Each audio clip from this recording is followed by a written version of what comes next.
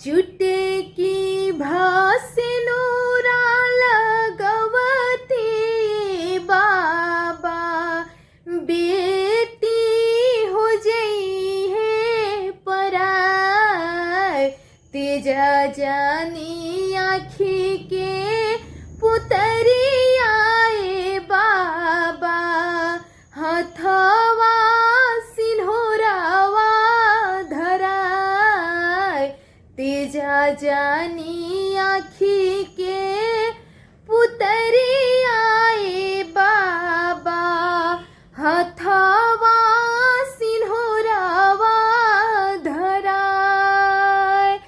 चुटकी भासे नूरा लगवते पापा, बेटी हो जई है पराय।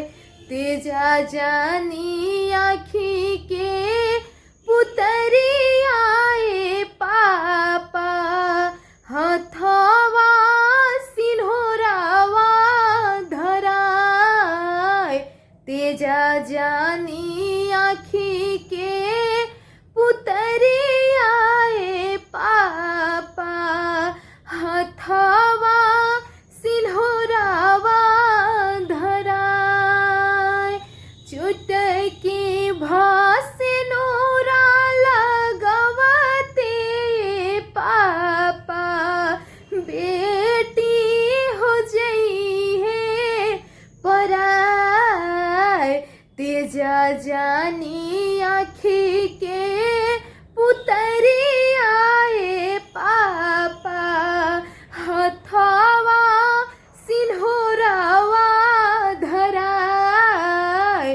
तेजा जानी आँखी के पुतरी आए बाबा, हथवा सिन्होरावा धराय। और काचे अम्मवा कटलाए बाबा, बगैचा कैला हो सोनावा। और काचे अम्मवा कटलाए बाबा, बगैचा कैला हो सोनावा।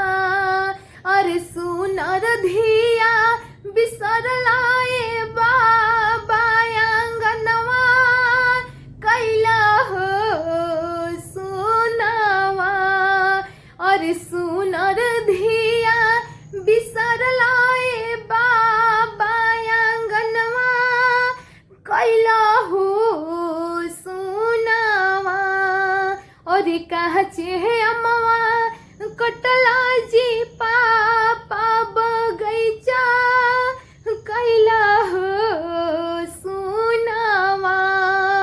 और काचे अम्मवा कटला जी पापा, बगैचा कैला हो सोनावा।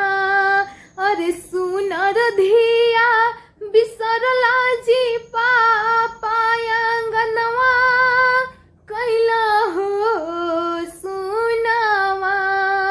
और सुनर धिया बिसरला जी पापा, आंगनवा कैला हो सोनावा।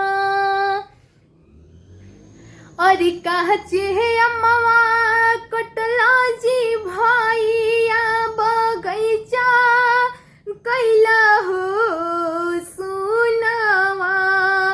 और सुनर बहिनी भुलैलाए भैया, आंगनवा कैला हो सोनावा। और सुनर बहिनी भुलैलाए भैया, आंगनवा कैला हो सोनावा। और रोजे रोजे कहला जी पापा, धियवा बड़ी जान जलावा।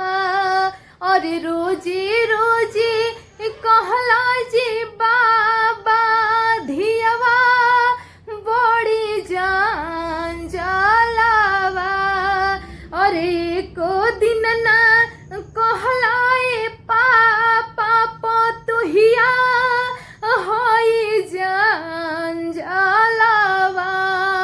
अरे एको दिन ना कहला ए पापा पतुहिया होई जान जलावा। और कहाँ चिहे अम्मा